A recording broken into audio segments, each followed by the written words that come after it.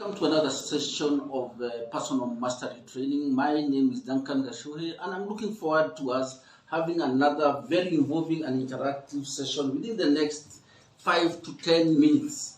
At times I sit down and I wonder, how do some people create wealth and yet many people wallow in poverty?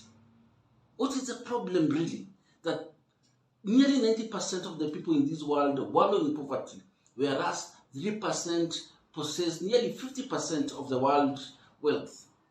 Well, allow me to take you the same approach that I used to give you a story about a gentleman. And this gentleman, let us go back to 1958. And here I'm talking about a lad or a young man called Lexon Kaira. Lexon Kaira was born in Nyasaland. Nyasaland is today's Zambia. And like any other kid, he grew up in a village whereby poverty was the name of the village. They were just poor, and they believed that they would not grow out of poverty. But at a point in time, Lexon Kaira joined a primary school whereby missionaries were teaching. And when he was in primary school, he came through three things. One, the Bible. Second, Pilgrim's Progress, a book called Pilgrim's Progress. And the third, a story, an autobiography about a great man that he emulated to be, and that was Abraham Lincoln. When he read the story of Abraham Lincoln, a person who came from poverty, he came from poverty in America, and he ended up becoming the president of America and changing the story of America the way we see it today. He realized that you can be anything. With that inspiration, Lexon felt that the only thing that could rescue him from poverty is quality education. And at a point in time, Lexon made a decision. Me, I'll go to America and I'll get quality education. The moment I get that quality education, I'm going to live a life that is truly mine. And Lexon, at the age of 17 or 18, the mother never knew when he was given birth to, so even the mother was not aware of his birthday. He went and told his father and mother, I want to go to America. And the father, of course, as poor as they were, as limited as they were, gave him permission and blessed him to go to America, not knowing where America was. Because Lexon had made a decision, he's going to walk for 300 miles up to Cairo, through the Eastern Africa, walk on foot up to Cairo, until when he reaches Cairo, he boards a ship and then goes to America and gets the quality education. Naivety per se. One thing, he never knew where America was, but he had made a decision. He was blessed by his father and mother, and he started his journey with only 5 days of food. A small axe, not forgetting his Bible and his Pilgrim's Progress. And he started walking, and he left home, Nyasaland, and he left home. And within 5 days, do you know something? He had depleted his food. He did not have any food. When he reached that stage, he felt that, no, the best thing for me is to go back home. But something deep inside him told him, there's something that you're striving for. And from there, Lexon started foraging in forests, looking for wild fruits as he was walking. At times he could enter villages that were wild, and at a point in time he got sick, very sick. And he was helped by some villagers by giving him various nutritional herbal food, giving him some nutritional herbal foods, and he got back to his senses. 15 months down the road, Lexon Kaira reached Kampala, Uganda. 15 months down the road, he reached Kampala, Uganda, and by that time, he had gained mastery of living. He had realized that you can be able to move onward, provided that your mind is clear. You can be able to move onwards, and you become stronger by the day. You don't need the money. All what you need is the resourcefulness and the willingness to move forward.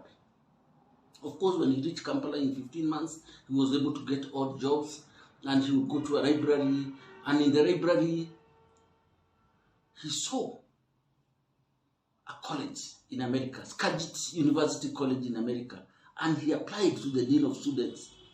I want to come to America, and I'm walking on foot up to Cairo. That is where I'm going to board a ship and then come to America. He wrote the letters, Wallow, and he started walking again. 1 year down the road, another 1 year down the road, he had reached Khartoum. When he reached Khartoum, that is when he received his letter from Skagit University that he has been admitted to do a degree at Skagit University. So overwhelmed and very happy. And he was told, we are looking forward to you to coming and joining our college. He was happy, but after his happiness, there was something remaining. He did not know how to get a visa. He did not have a birth certificate. Neither did he have anything that would allow him even to leave Africa and go to United States. But lucky enough for him, he wrote a letter to the missionaries in Nyasaland, and they helped and supported him to get his visa. Ladies and gentlemen, I'm sharing this story because I want you to try to analyze it in depth, because I have something that we need to talk after this. When he got his admission letter, that was the first time that he bought a pair of shoes in Khartoum. But life blesses when you take the first walk. Life blesses when you take the first walk. Because when the dean of students from Skagit University received his letter, he went, and all the other students in Skagit University realized there is one man who is walking on foot from Africa in order to come to this college.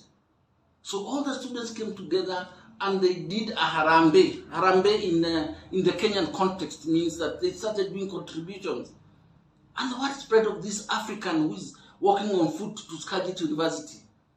Pennies, a few pennies here, a few pennies here. And by the time Lekson Kaira reached Cairo, he had gotten enough scholarship to take him to Skagit University. By the third year, the doors, the gate of Skagit University was staring at him, and he entered Skagit University. Long story short, Lekson Kaira did his university, he did his master's, he did his PhD, and later became a professor at Cambridge University, one of the best universities in the world. And up to this day, Lekson Kaira inspires the world. He wrote books, he served the world, and he inspires the world. Ladies and gentlemen, if Lekson Kaira can do it, why not you? Why not you? If Lekson Kaira did it, why not you?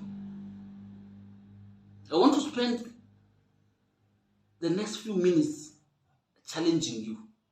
I want to spend the next few minutes challenging you. What is your situation as at now? You single mother. You don't know, you have kids, but you don't know where to feed them. What is your position now? You tout who has done a university degree, but you don't have a job. Do you know something? A mother can hit and bite a crocodile if it is trying to dare eat its child. It has happened. A mother taking a crocodile and throwing it up on air when it dares eat its child. I want to challenge you and tell you that kindly make life obey you. Make life obey you. You have what it takes. Don't do foolish things. Don't do foolish things. Start a fire and a fight inside yourself. Because there is no worse tragedy as believing that you don't have what it takes. Because you'll end up being a sweeper who is supposed to be a president. You'll end up being, allow me to use this tough word, a scavenger, someone who does not know what will eat tomorrow. But in real terms, you are supposed to be an ambassador. Ladies and gentlemen, when an ambulance transverses where there are so many vehicles, all other vehicles stand aside. Be an ambulance. When you walk, let people stand aside, waiting for you to pass through them, because you have something what it takes. Walk the journey of wealth creation. Walk the journey of wealth creation, because Lexon Kaira walked that journey. And when you start realizing wealth, you will realize that you become humble. You become humble. You sacrifice. And when you get in touch with anyone in your life, you leave them better. I challenge you. I challenge you today. As you sit out there or you stand out there, do you have what it takes? If Lexon Kaira did it, we can do it. Don't want to add anything more today. I want to wish you good viewing, and I'm really looking forward to us meeting in the next session, because you require more challenges. Bye-bye, and have a good morning, good evening, and kwaheri sana.